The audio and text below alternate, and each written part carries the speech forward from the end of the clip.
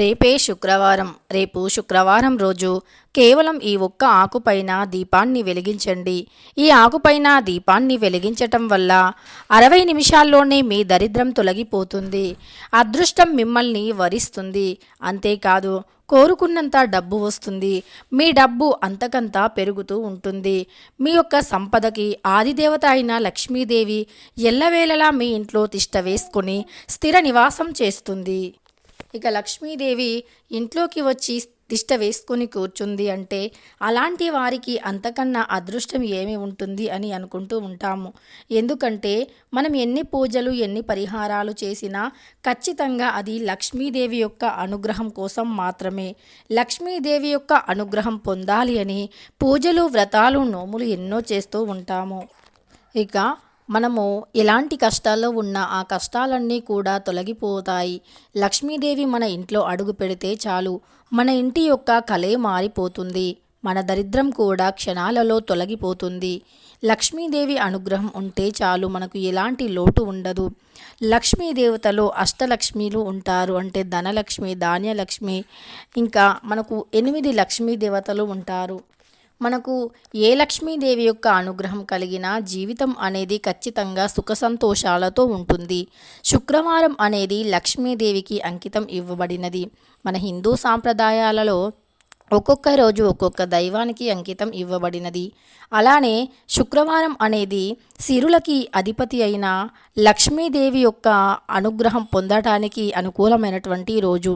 శుక్రవారం రోజున ప్రతి మహిళ కూడా ఉదయాన్నే నిద్రలేచి ఇల్లు వాకిలి శుభ్రం చేసి వాకిట్లో అందమైన ముగ్గుని పెడుతుంది.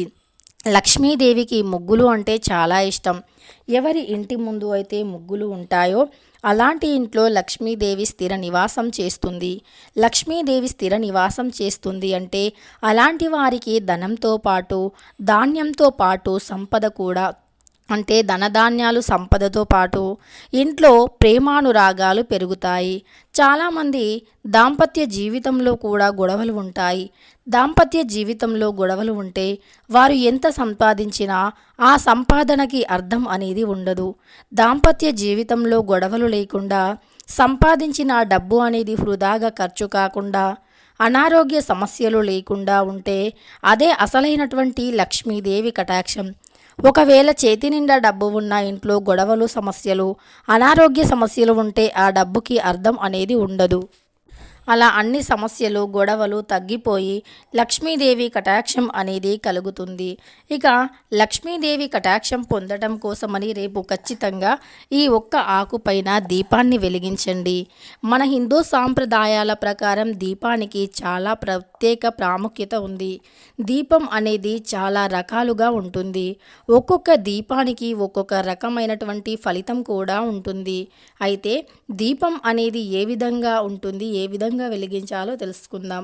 చాలామంది తెలిసి తెలియక దీపం విషయాలలో చాలా పొరపాట్లే చేస్తూ ఉంటారు. అయితే దీపం విషయాలలో చేసే పొరపాట్లు ఏమిటో తెలుసుకుందాం.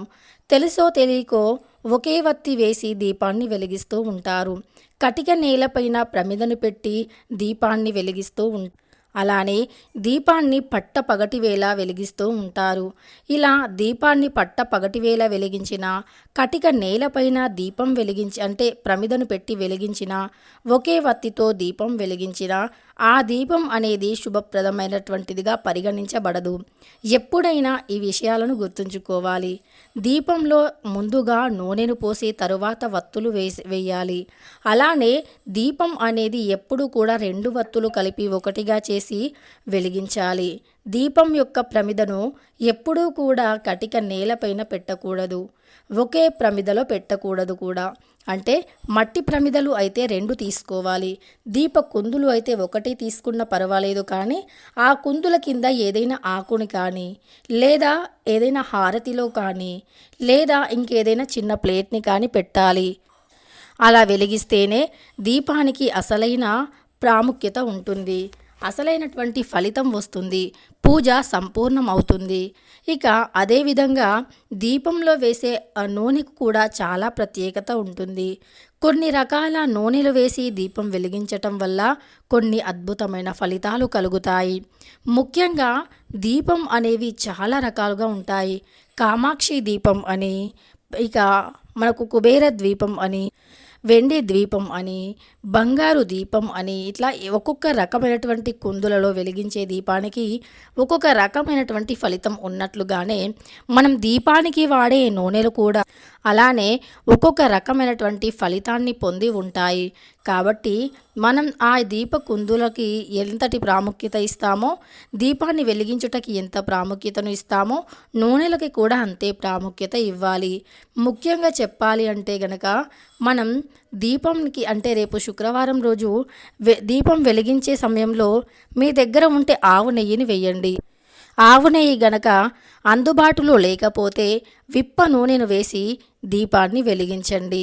లేదా ఇవేవి మీ దగ్గర అందుబాటులో లేకపోతే కొబ్బరి నూనె, లేకపోతే నువ్వుల నూనె, ఇవేవి అందుబాటులో లేకపోతే నిత్యం దీపారాధనకు వాడే నూనెనే వాడి దీపం వెలిగించండి. ఇక దీపం అనేది ఉదయం 11 గంటల లోపు వెలిగిపోవాలి. మధ్యాహ్నం 12, 1, 2, 3 ఇక దీపం అనేది ఏ విధంగా వెలిగించినా ఖచ్చితంగా టైం మాత్రం మనం పాటించవలసి ఉంటుంది. మధ్యాహ్నం అంటే 12, 1, 2, 3 లోపు అసలు దీపాన్ని వెలిగించకూడదు. ఇక సాయంకాలం విషయానికి వస్తే 6:30 నుండి 7 గంటల లోపు వెలిగించాలి. ఈ సమయాలలో మాత్రమే దీపం వెలిగిస్తే దీపం వెలిగించిన ఫలితం పుణ్యం కలుగుతుంది. దీపం అనేది ఖచ్చితంగా ఈ యొక్క నియమాలను పాటించి వెలిగించాలి. మనం ఏ పూజ చేసినా సరే, చిన్నదైనా పెద్దదైనా, ఇక అక్కడ ఖచ్చితంగా దీపం అనేది వెలిగించే మనం పూజను ప్రారంభిస్తాము. అప్పుడే పూజకి సంపూర్ణమైన ఫలితం ఉంటుంది. పూజలో పసుపు కుంకుమ ఎంత ముఖ్యమో దీపం కూడా అంతే ముఖ్యం. ఇక దీపం అనేది భారతీయ సంస్కృతి ప్రకారం చాలా గొప్పది. దీపం లేనిదే ఏ పూజలు, పరిహారాలు, వ్రతాలు చేయలేము. దీపం వెలిగించగానే అక్కడ దైవశక్తి వస్తుంది. దీపం వెలిగించటం వల్ల ఆరోగ్యం కూడా మంచి అంటే ఆరోగ్యానికి కూడా మేలు జరుగుతుంది. దీపం అనేది అనారోగ్య సమస్యలను తొలగిస్తుంది. ఆధ్యాత్మిక పరంగానే కాదు, ఆరోగ్యపరంగా కూడా మేలు చేస్తుంది. ఎంతో పుణ్యం లభించాలి అంటే మనం కార్తీక మాసంలో ఎన్నో రకాల దీపాలను వెలిగిస్తాము. ఇక దీపాలు ఎన్ని వెలిగిస్తే అంత పుణ్యం కలుగుతుంది. ఇక మన భారతదేశం అలా ఏ పూజ చేసినా ఖచ్చితంగా దీపం అనేది వెలగవలసిందే. దీపం ఆరోగ్యానికి, ఆధ్యాత్మికంగా గాను అన్ని విధాలుగా ఎంతో బాగా పనిచేస్తుంది. ఎవరైతే అనునిత్యం కూడా క్రమం తప్పకుండా పూజ గదిలో దీపం వెలిగిస్తారో అలాంటి వారికి ఆర్థిక సమస్యలు ఉండవు. ఇక ముఖ్యంగా శుక్రవారం రోజు దీపం వెలిగించే సమయంలో దీపంలో కొద్దిగా పచ్చ కర్పూరాన్ని వెయ్యాలి. అంతేకాదు ప్రతి శుక్రవారము ఉత్తర దిక్కున కొద్దిగా పచ్చ కర్పూరాన్ని వేసి దీపాన్ని వెలిగించాలి. మట్టి ప్రమిదలో ఉప్పును వేసి ఉప్పు పైన 2 మట్టి ప్రమిదలను పెట్టి వాటిలో ఆవు నెయ్యిని వేసి 2 వత్తులు ఒకటిగా చేసి దీపాన్ని ప్రతి శుక్రవారం ఉత్తర దిక్కున వెలిగించాలి లేదా ఈశాన్యం దిక్కున వెలిగించాలి. అలా వెలిగించడం వల్ల లక్ష్మీదేవి ఇంట్లోకి వస్తుంది. ఎందుకంటే ఉత్తర స్థానం అనేది లక్ష్మీదేవి యొక్క స్థానం. ఉత్తర స్థానాన లక్ష్మీదేవి, కుబేరస్వామి ఇద్దరూ కూడా ఉంటారు. ఈశాన్యం దిక్కున లక్ష్మీదేవి, కుబేరస్వామితో పాటు గణపతి కూడా ఉంటారు. అందుకే దీపాన్ని ఉత్తర దిక్కున, ఈశాన్యం దిక్కున వెలిగించటం వల్ల లక్ష్మీదేవి, కుబేరస్వామి, గణపతి యొక్క అనుగ్రహం కలుగుతుంది. అలానే శుక్రవారం రోజు కలబందను ఈశాన్యం దిక్కున పెట్టాలి. శుక్రవారం రోజు కలబందను తెచ్చి ఈశాన్యం దిక్కున పెట్టి పెంచుకోవాలి. అలా పెంచుకోవటం వల్ల లక్ష్మీదేవి, కుబేరస్వాముల అనుగ్రహంతో పాటు సకల అంటే అష్ట ఐశ్వర్యాల యొక్క ఏదైతే మనకు అష్టైశ్వర్యాలు కలిగే రాజయోగం ఉంటుందో అది మన సొంతం అవుతుంది. అష్టలక్ష్ముల అనుగ్రహం కలుగుతుంది. త్రిమూర్తుల అనుగ్రహం కలుగుతుంది. అంతేకాదు సకల దేవతల అనుగ్రహాన్ని కూడా పొందవచ్చు. ఘోర నరదృష్టిని కూడా తొలగించుకొని ఆరోగ్యంగా, ఆనందంగా, ఐశ్వర్యంగా ఉండవచ్చు. అయితే రేపు శుక్రవారం రోజు మరి ఏ ఆకుపైన దీపాన్ని వెలిగించాలో ఇప్పుడు తెలుసుకుందాం. మన హిందూ సాంప్రదాయం ప్రకారం తమలపాకుకి చాలా ప్రత్యేక స్థానం ఉంది. ఏ పూజలో అయినా, ఏ వ్రతంలో అయినా మనం ఖచ్చితంగా తమలపాకుని ఉపయోగిస్తూ ఉంటాము. ముందుగా తమలపాకులోనే గౌరీమాతను, పసుపు గణపతిని చేసి పూజించాకే మన పూజలు ప్రారంభిస్తూ ఉంటాము. ఇలా ఇంతటి శుభప్రదమైనటువంటి తమలపాకు మనం దీపానికి ఉపయోగిస్తే గనక మన యొక్క దరిద్రం 60 నిమిషాల్లో తొలగిపోతుంది. అదృష్టం మనల్ని ఖచ్చితంగా వరించి తీరుతుంది. తిరుపతిలో కూడా వెంకటేశ్వర స్వామివారి ప్రసాదం మనకు ముందుగా మన తమలపాకులోనే పెడుతూ ఉంటారు. కాబట్టి అంతటి గొప్ప స్థానాన్ని ప్రాముఖ్యతను పొంది ఉంది తమలపాకు. తమలపాకు కూడా ఆరోగ్యానికి మేలు చేస్తుంది, ఆర్థిక కష్టాలను తొలగిస్తుంది, దైవానుగ్రహాన్ని కలిగింపజేస్తుంది తమలపాకు. సకల ఐశ్వర్యాలు లభించి కోట్లకి అధిపతిగా మారుతారు. లక్ష్మీదేవి కటాక్షం కలిగితే చాలు, ఖచ్చితంగా కోట్లు సంపాదించే ఎన్నో మార్గాలు కనిపిస్తాయి. ఎంతటి దరిద్రమైనా ఎన్ని చెడు శక్తులైనా తొలగిపోతాయి. అమ్మవారి అనుగ్రహం పొంది కోట్లు సంపాదించగలుగుతాము.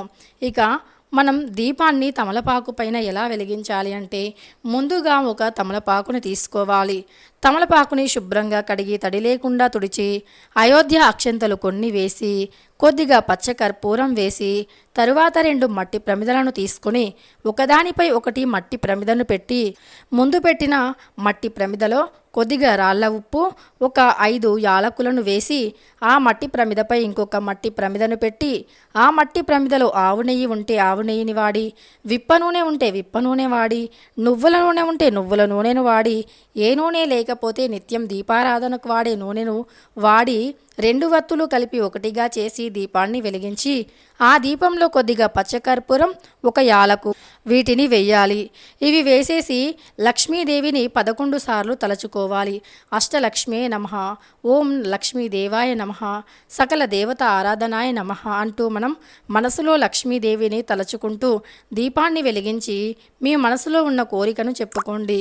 ఎప్పుడూ కూడా ధనధాన్యాలకి లోటు లేకుండా, సిరి సంపదలకి లోటు లేకుండా, అష్టైశ్వర్యాలు కలిగి లక్ష్మీదేవి అనుగ్రహాన్ని పొంది డబ్బు అనేది సంపాదించే మార్గాలు కనిపించాలి అని అమ్మవారిని వేడుకోండి. ఇలా చేస్తే ఖచ్చితంగా మీ సమస్యలు తొలగిపోతాయి. 60 నిమిషాల్లోనే ఒక పాజిటివ్ సింటమ్స్ అనేది కలిగి లక్ష్మీదేవి అనుగ్రహాన్ని సులువుగా పొందుతారు. వీడియో నచ్చితే లైక్ చేయడం మర్చిపోకండి.